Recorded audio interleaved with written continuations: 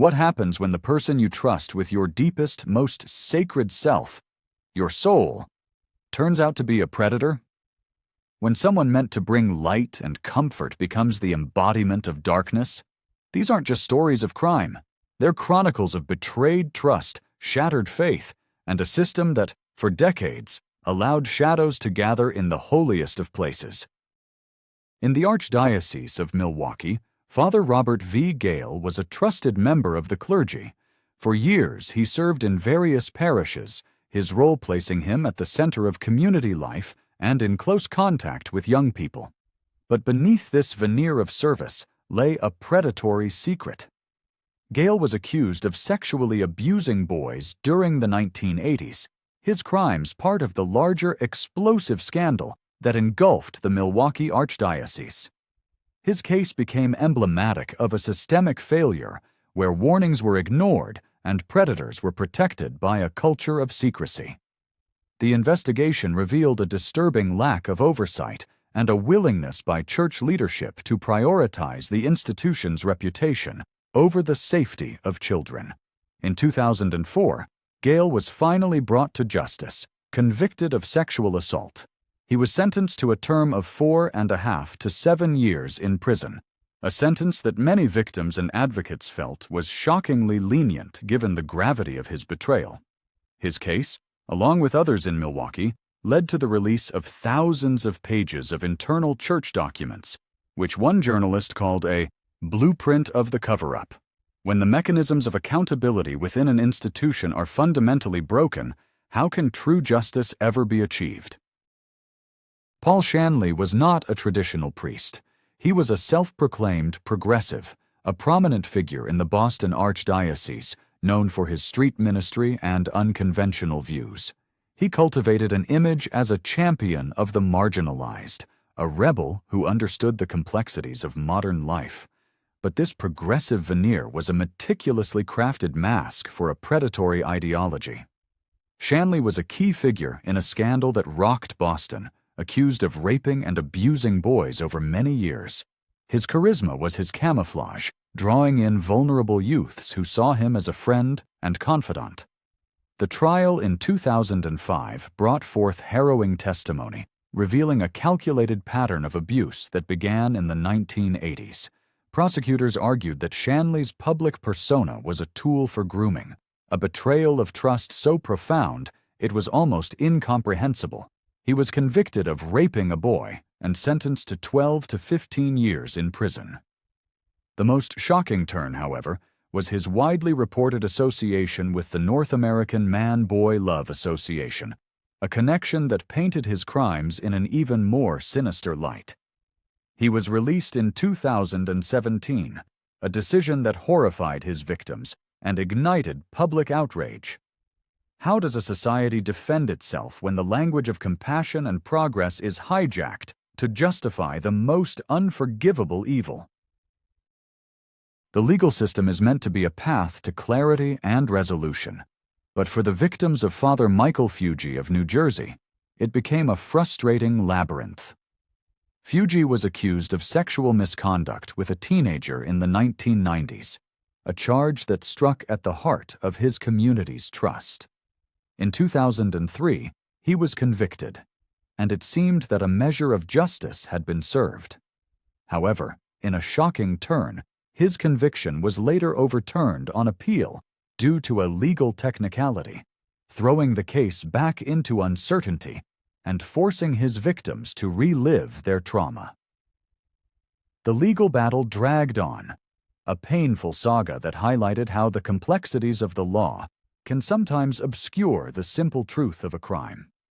Eventually, rather than face another trial, Fuge accepted a plea deal, pleading guilty to a lesser charge.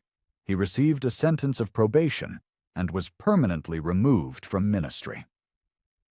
While it was a legal conclusion, for many it lacked the moral force of the original conviction. This was a case not of innocence, but of a process that allowed a predator to evade the full weight of his actions.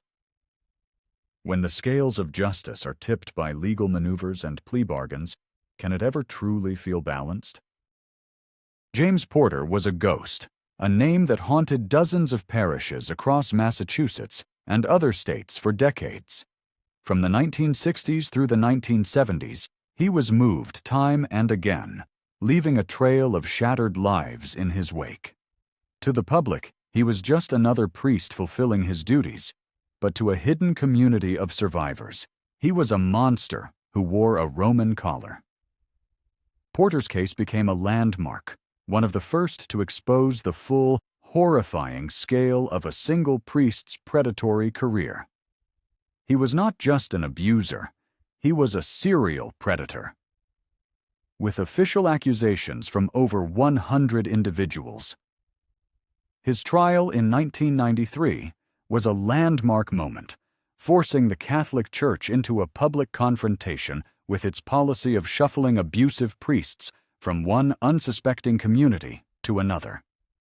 The testimony was heartbreaking, detailing a pattern of abuse that was systematic and relentless. He was ultimately convicted for abusing 28 children and sentenced to 18 to 20 years in prison. He died in custody in 2005. A report on his case noted that church officials knew he was a danger to children, but repeatedly reassigned him to roles with access to them. What does it say about a system when it knowingly and repeatedly places the fox in charge of the henhouse?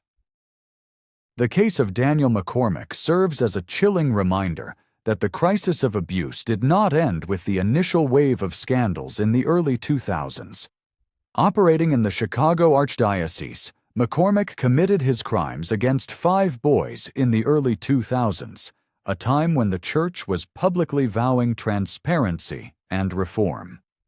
This made his betrayal all the more galling. He was a parish priest, a familiar face in his community, entrusted with the spiritual well-being of families. His crimes demonstrated a catastrophic failure of the new policies that were supposed to prevent exactly this kind of tragedy. The investigation into his case revealed that the Archdiocese of Chicago had received credible allegations against him, but failed to act decisively, leaving him in a position where he could continue to abuse. In 2007, he was convicted and sentenced to 5 years in prison. The case sparked immense public anger and led to accusations that the Archdiocese was still engaged in a cover-up, prioritizing its image over child safety. As one victim's attorney put it, "The system is still broken. If even after global scandal and promises of a new era, the same patterns of failure repeat, what does that say about the will for genuine change?"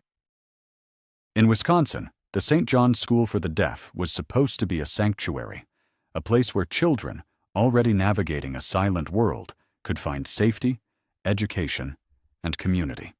Father Lawrence Murphy was a central figure there for over 2 decades, from the 1950s to the 1970s.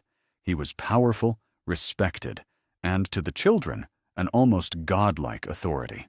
This authority, however, was the very tool he used to perpetrate unimaginable horrors. Murphy was accused of sexually abusing as many as 200 deaf children under his care. He exploited their inability to easily communicate with the outside world, creating a closed-off kingdom where his abuse went unchecked. The depth of the betrayal was staggering. He used the sacrament of confession to threaten his victims into silence, twisting a sacred rite into an instrument of terror. Because the crimes occurred so long ago, the statute of limitations had expired, and Murphy was never criminally prosecuted. He was quietly removed from ministry, but he died in 1998, having never spent a day in prison for his actions. Civil lawsuits and church investigations would later confirm the vast scale of his abuse, with internal documents revealing that church officials, even at the Vatican, knew of the allegations for decades. When the law cannot deliver justice, and an institution protects its own, what hope remains for the silenced? The story of Joseph Jayapal stretches from the quiet communities of Minnesota to his native India, a testament to the fact that there is nowhere to hide from justice. Jayapal, a priest from India serving in the Diocese of Crookston, Minnesota, was a figure who brought an international flavor to his parish.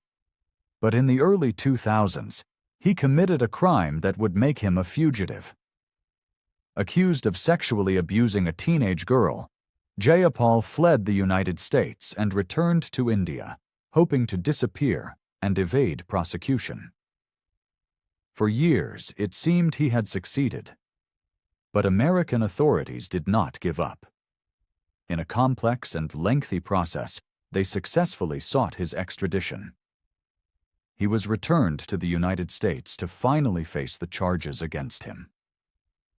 In 2015, in a move that frustrated many, he accepted a plea deal.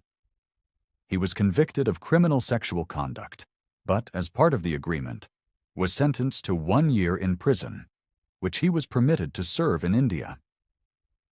The resolution felt hollow to some, a negotiated justice that fell short of true accountability. How can a victim feel whole when justice is bartered and served thousands of miles away, a diluted consequence for an absolute betrayal?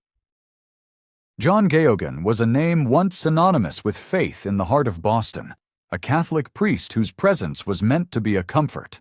Yet behind the clerical collar and the gentle facade was a chilling duplicity, a darkness that festered for decades.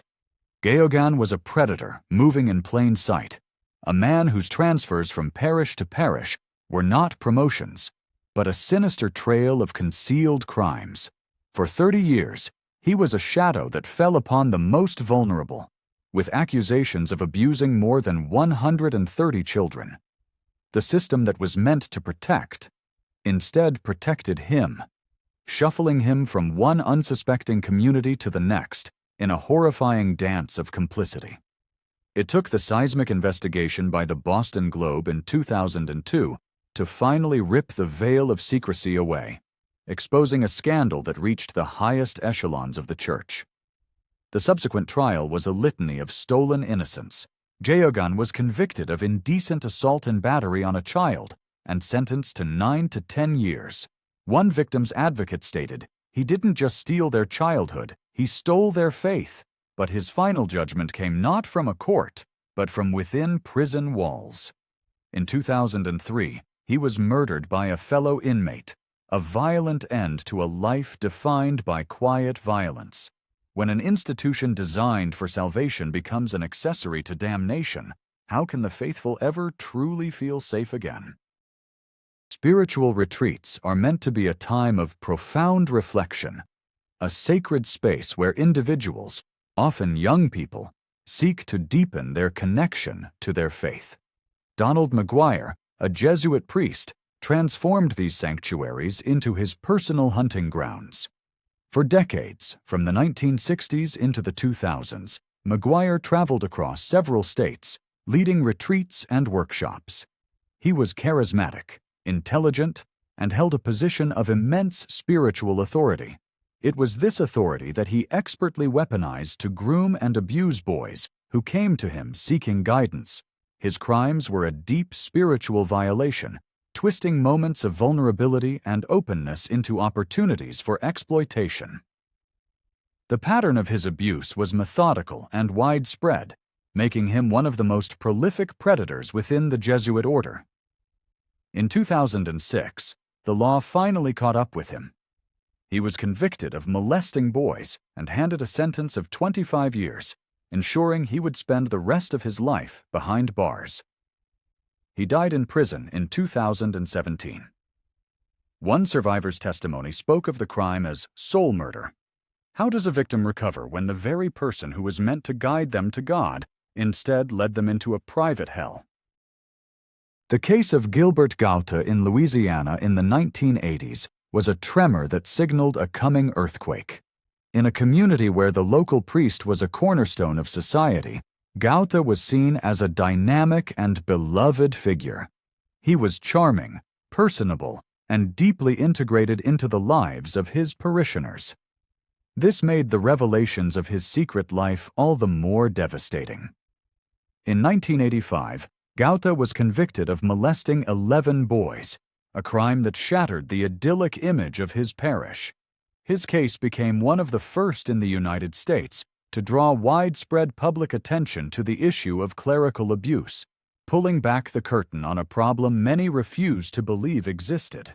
The investigation revealed that Gauta's abuse was not a momentary lapse, but a compulsive pattern, and that the diocese had received complaints about him years earlier, choosing to move him rather than remove him.